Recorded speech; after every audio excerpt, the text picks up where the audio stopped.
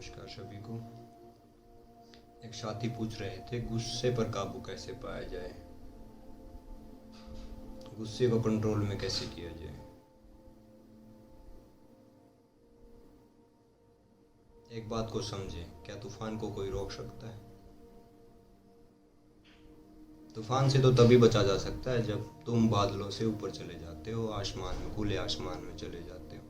अगर ज़मीन पर रहोगे तो तूफान तो आएंगे और तूफानों को झेलना पड़ेगा।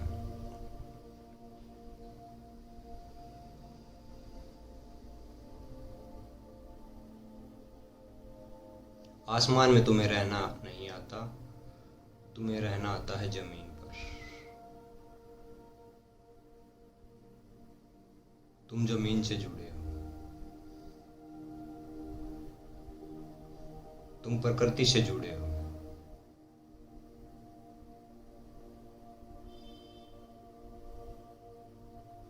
और प्रकृति ने जो तुम्हें जो स्वभाव दे रखा है, उस गहरे में एक क्रोध भी तुम्हारे स्वभाव का हिस्सा है।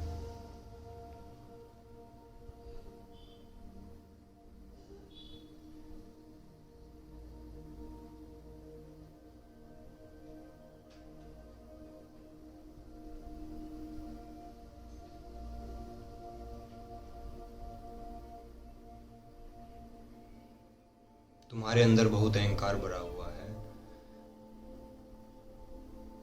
मैं को अपने साथ लेके चलते हो।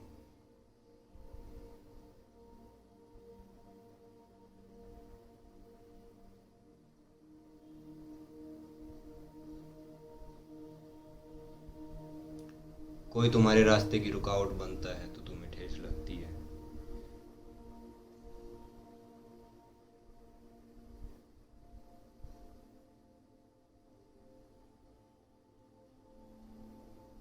तुम्हारे अहंकार को ठेस लगती है कि कोई मुझे रोक रहा है।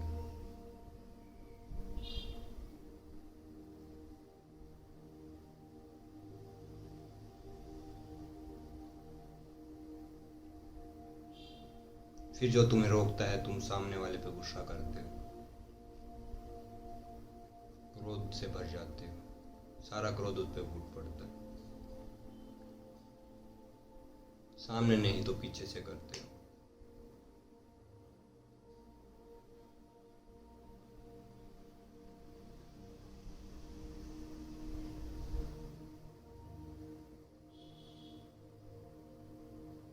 तुम्हारे साथ कोई घटना घट जाती है तो तुम्हारे साथ घटती है, मैं के साथ घटती है। मैं जिंदा है।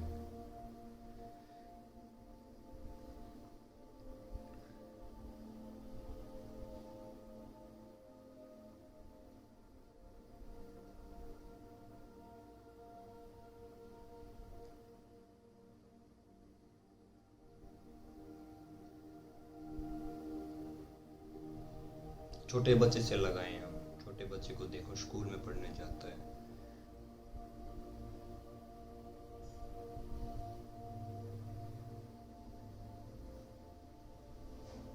जब रिजल्ट आता है, एग्जाम होते हैं, जब रिजल्ट आता है, अगर फर्स्ट आए तो वो खुश हो जाता है, और सेकंड आए, थर्ड आए, फोर्थ आए, फिफ्थ आए, दुखी हो जाता है। वो झेल नहीं पाता, जो उससे अव्वल हुए वो उनको झेल नहीं पाता। वो खुशी नहीं मनाता कि मैं दूसरे नंबर पे आया, तीसरे नंबर पे आया। वो ये सोचता है कि मैं पहले भी क्यों नहीं आया।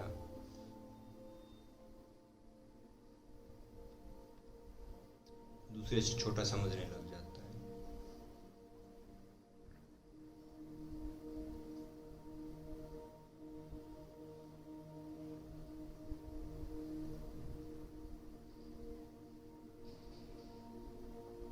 जो स्थान उसको मिला वो उससे संतुष्ट नहीं हुआ, वो असंतुष्ट हुआ जो उससे ऊपर, उससे आगे चले गए।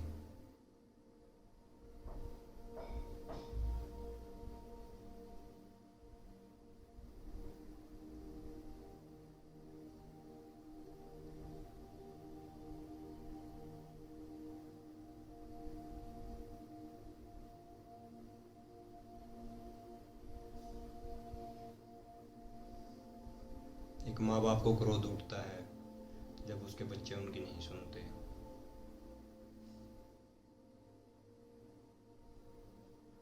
जो उनकी इच्छाएं थी, जो उनकी कामनाएं थी, वो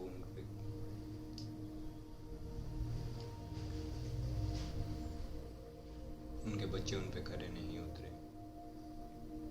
उन्हें दुख होता है जब वो देखते हैं ना सामने पड़ोस के बच्चे डॉक्टर बन गए, इंजीनियर बन गए, उन्होंने अच्छा बिजनेस कर लिया, तुम्हारे बच्चे नालायक निकले।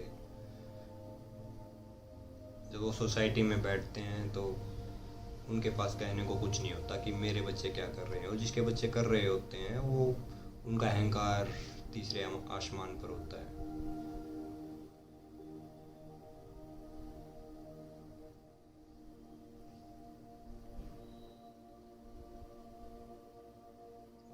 तब देखोगे अपने ही चर्चे चलाए फिरते घूमते रहते हैं।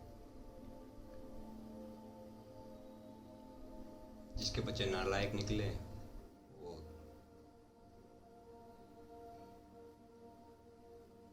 सोसाइटी में घृणा से भर जाते हैं, दुख में भर जाते हैं, उनका क्रोध में चले जाते हैं, हर पल क्रोधित रहते हैं। जब बच्चा किसी चीज की डिमांड करेगा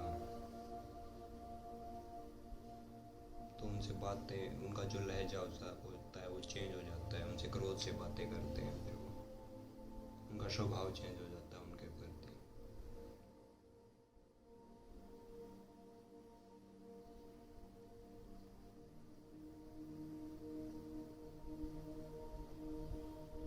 जो इच्छाएं माँ बाप खुद पूरी ना कर सके वो सोचते हैं अपने उनके जो बच्चे हैं वो उनकी जो कामनाएं हैं, वो उनकी जो इच्छाएं वो उनको पूरा करके दें।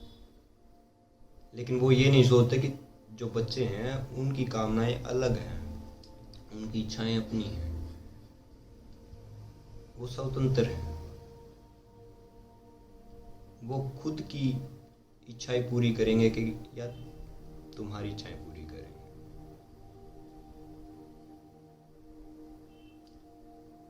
उनको अपनी तरफ खींचोगे तो दुख ही हाथ लगेगा, और दुख आपको क्रोध में ले जाएगा, आप अपने को जलाते रहेंगे।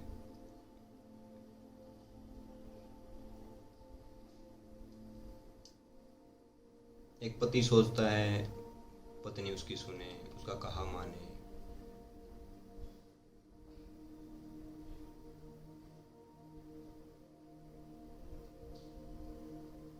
वो जहां बोले वहां वो बैठे, वहां उठे।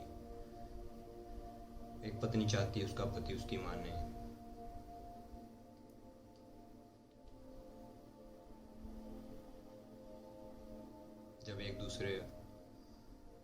जब दोनों में से एक दूसरा कोई किसी की नहीं मानता तो झगड़े होते हैं, झगड़ों से क्रोध उठता है।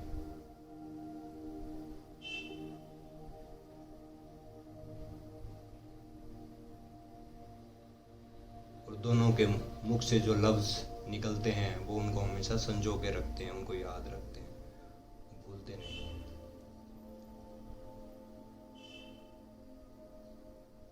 जब फिर दोबारा फिर झगड़े होते हैं तो पिछली बातें भी उठती हैं और अगली बातें भी उठती हैं, सारी ही बातें उठती हैं। फिर क्रोध, उनका जीवन क्रोध से ही निकल जाता है।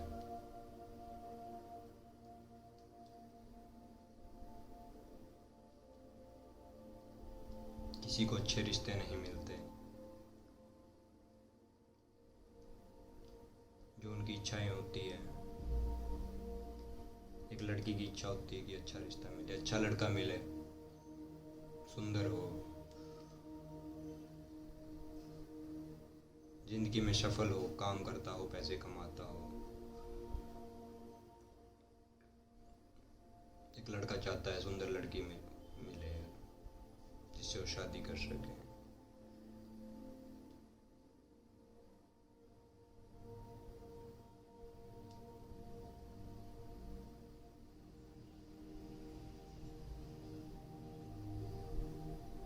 जो सोचते हैं जो चीजें नहीं हो पाती तो वो दुख में चली जाती हैं, दुख क्रोध में चला जाता है।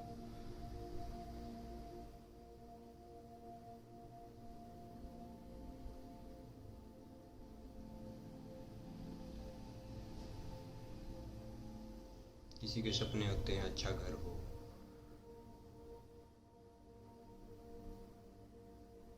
जब अच्छा घर बन जाता है तो फिर वो कंपैरिजन करते हैं, पड़ोसी से करते हैं, उनसे भी अच्छा हो।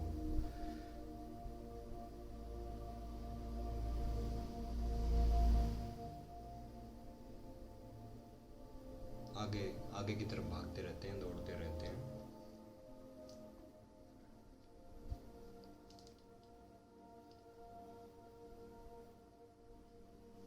मन आगे की तरफ चलाता रहता है। कामनाएं अगर पूरी भी हो जाती हैं तो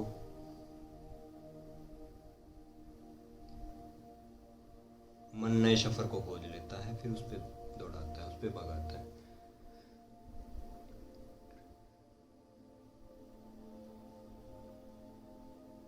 तुम सुख की कामना करोगे तो दुख भी साथ में चलेगा।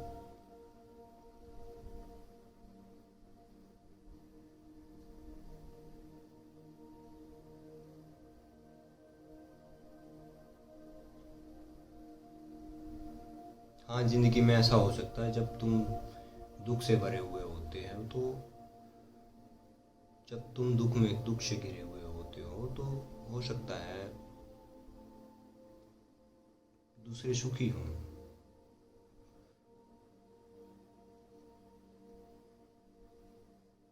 आपको लगेगा कि आप ही इस संसार में आप ही दुखी हैं और कोई दुखी नहीं है, लेकिन एक समय आता है तब आप सुखी हो जाते हैं तो दूसरा दुख में चला जाता है। समय समय पर तल बदलते रहते हैं। सुख और दुख दोनों एक दूसरे से जुड़े हुए हैं।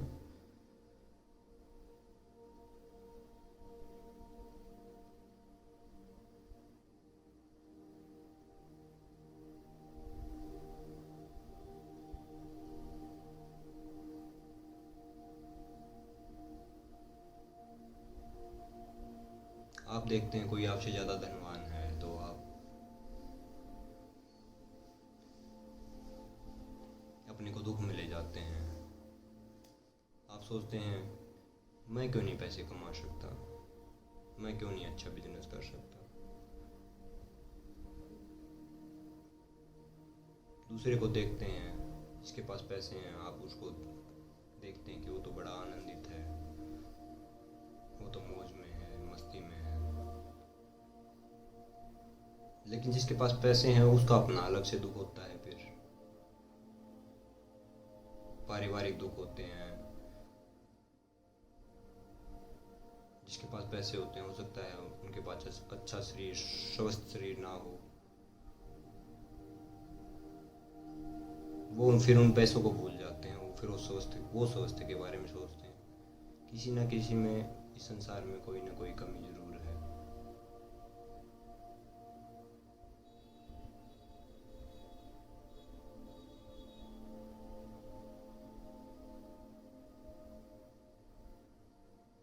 यहाँ सुखी कोई नहीं है।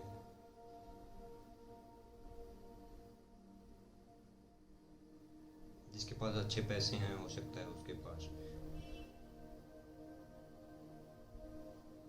बुढ़ापे में उनकी सेवा करने के लिए उनके पास कोई बच्चे ही ना हो। बच्चे हैं तो फिर वो बाहर रहते हैं।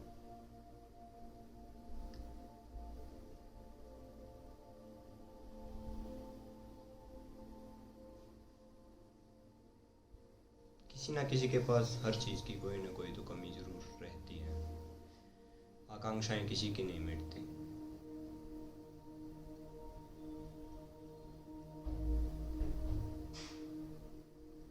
हमें उस चीज़ की कमी खलती है जो चीज़ हमारे पास नहीं है। हमें बस वही चीज़ दिखाई देती है कि बस हमें वो मिल जाए।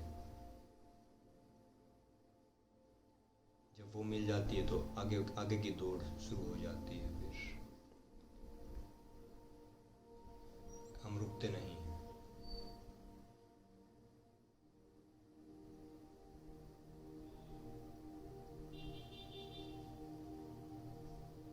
तुम रोक नहीं पाते हो अपने आप को कि चलो ठीक है ये चीज़ मैंने पा ली, अब थोड़ा सा क्षण 2 पल शांति के मैं जी लूँ, थोड़ा सा ध्यान कर लूँ। थोड़ा सा गा लूँ, थोड़ा सा मस्ती में नाच लूँ। सामानों को इकट्ठा करने में आप लगे हुए हैं, और जो सामानों को इकट्ठा करेगा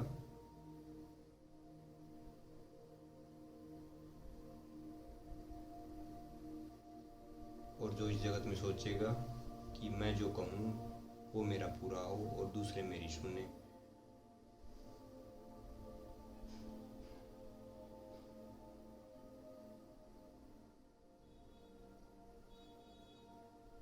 तो आप दुख में जाएंगे, क्रोध में जाएंगे। अहंकार ही दुख का कारण बनता है।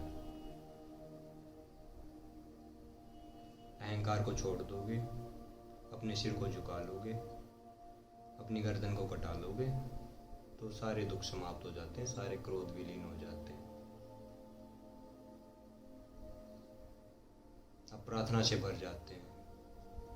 परमात्मा ने जो दिया, सुख दिए तो मेरे, दुख दिए तो वो भी मेरे, मैं इसी में राजी।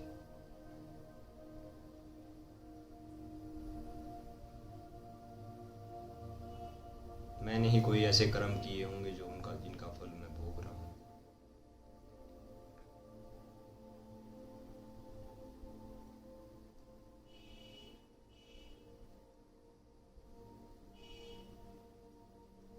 किसी के बच्चे नालायक निकले तो समझना तुम्हारी ही शिक्षा में कोई कमी रही होगी।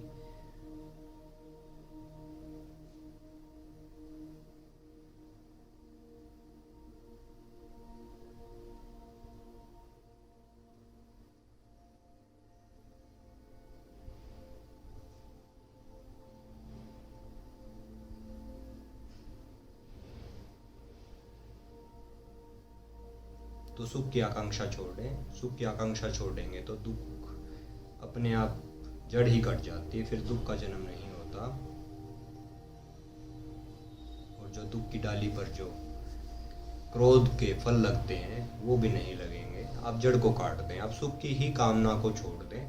सुख की कामना को अगर आप छोड़ देंगे तो सारा उपद्रव मिट जाता है। कबीर जी कहते हैं, कबीर सुख को जाई था, आगे आया दुख, जाही सुख गरी आपने,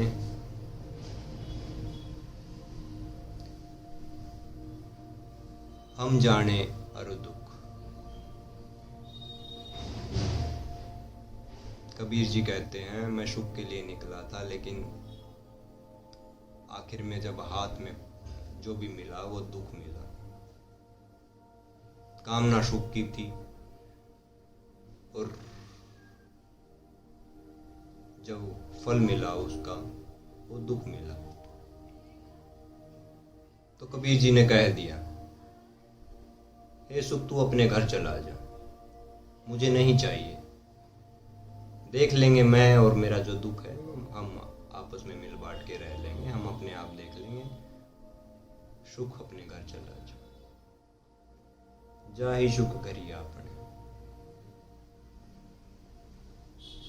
तो कबीर की तरह हो जाए।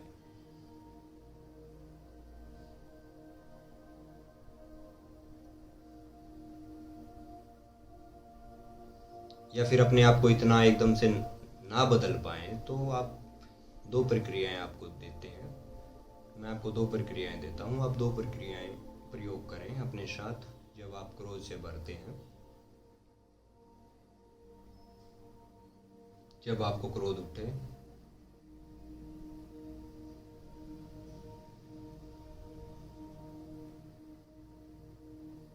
सामने वाले से जब आप बातें करते हैं, बहसबाजियां होती हैं, तो आपको क्रोध उठने लगता है, तर्क वितर्क होते हैं, वाद विवाद होने शुरू हो जाते हैं।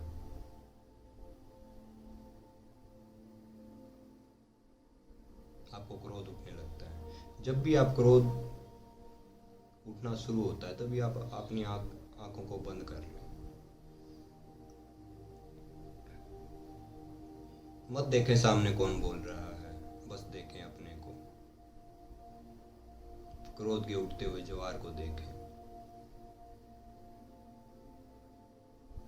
जब क्रोध उठता है तो आपके अंदर सेकंड लेवल की ऊर्जा जाग उठती है।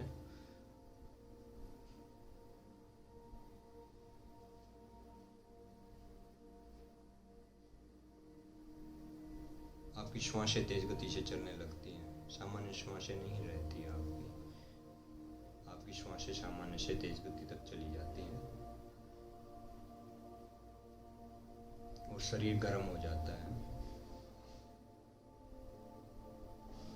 ऊर्जा बाहर निकलने लगती है। क्रोध के लक्षण फूटने लगते हैं बाहर।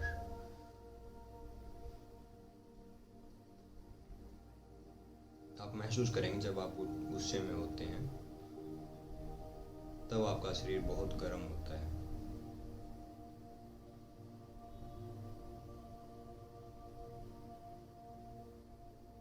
तो जाने, जब आपको गुस्सा उठे तब अपनी आंखों को बंद करें, उठते हुए ज्वार को देखें, आपके शरीर के तापमान को देखें, महसूस करें, आपकी श्वासों को देखें, जो श्वासें सामान्य से तेज गति की तरफ बहती हैं। एक पॉइंट आएगा, तब तक जितनी भी तेज श्वासें तेज गति से बहती हैं उनको देखें, देखते रहें, देखते रहें, देखते रहें। और देखने में आप पाएंगे कि जब एक स्तर के बाद वो श्वासें फिर सामान्य होने लग जाती हैं। इतना ख्याल रखें, जो सामने वाला बोल रहा है आप अपने को समझाएं कि वो किसी और से बोल रहा है, किसी और को गालियां दे रहा है। वो गालियां मुझे नहीं दी जा रही हैं, मैं हूँ ही नहीं इस जगत में। आप बस जो श्वासें उठ रही हैं तेज गति से जो चल रही हैं, बस उनको देखें।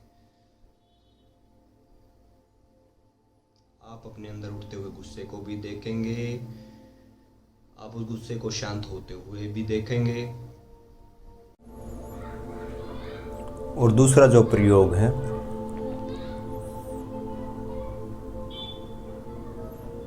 वो प्रयोग है अपने को अभिनेता बनाएं। आप अभिनय में डूबें, आप क्रोध को अभिनय में उतारें। आप एक आईने के सामने खड़े हो जाएं, उस आईने के सामने आप क्रोध करें, एक्टिंग करें क्रोध करने की।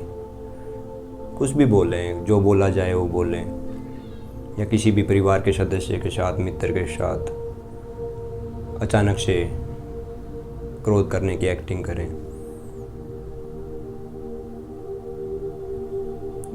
ये अभिनय कई बार करें और जिस दिन आपको सच में जो गुस्सा आएगा, जो स्थिति पैदा होगी कि आप वहाँ खड़े हैं जहाँ गुस्सा आपको उठ रहा है,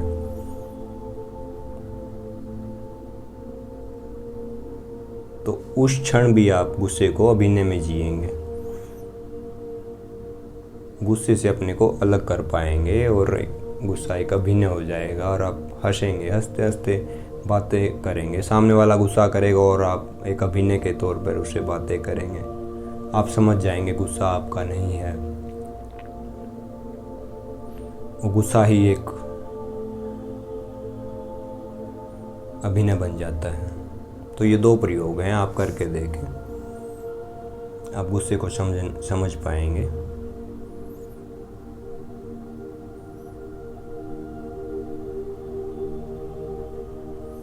कंट्रोल से गुस्सा आप रोक नहीं पाएंगे, कंट्रोल से गुस्सा रोका भी नहीं जा सकता। गुस्से को जब रोकना हो तो उसको समझना पड़ेगा। समझने के दो सूत्र आपको दे दिए गए हैं।